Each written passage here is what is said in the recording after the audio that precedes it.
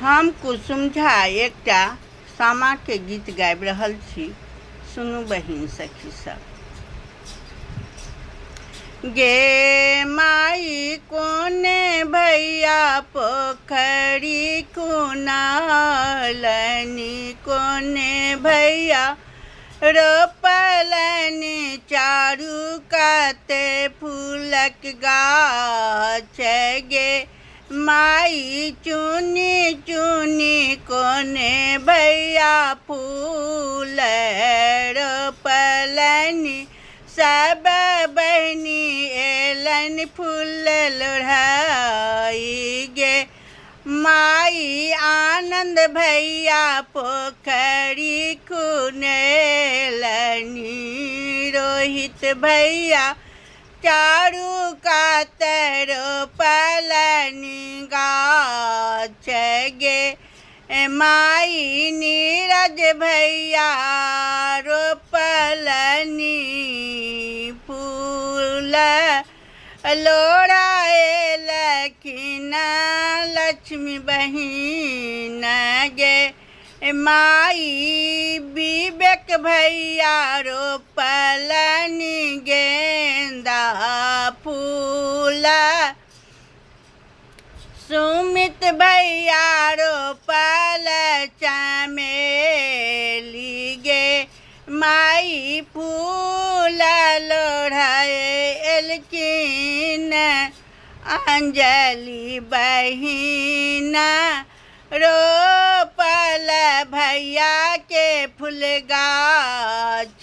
गे माई सुमित भैया रोपलनी कनैल फूल, हर्ष भैया रोपलनी चंपा फूल।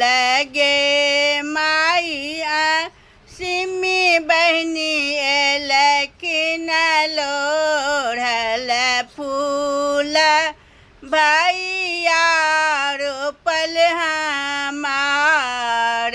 गे माई सामा केरा फूल चढ़ाएब, सामा देती आशीष। गे माई सामा के हम फूल चढ़ाएब, भौजो सब देती आशीष। गे माई जुगे जुगे आहिना सबके आयु बढ़ेथिन, सब दिन सामा चकेबाके हेतन गीत।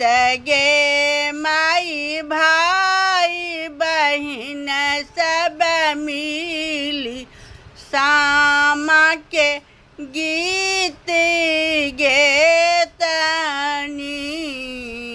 गे माई भाई बहिनी सब मिली सामा के करतन गुणगान।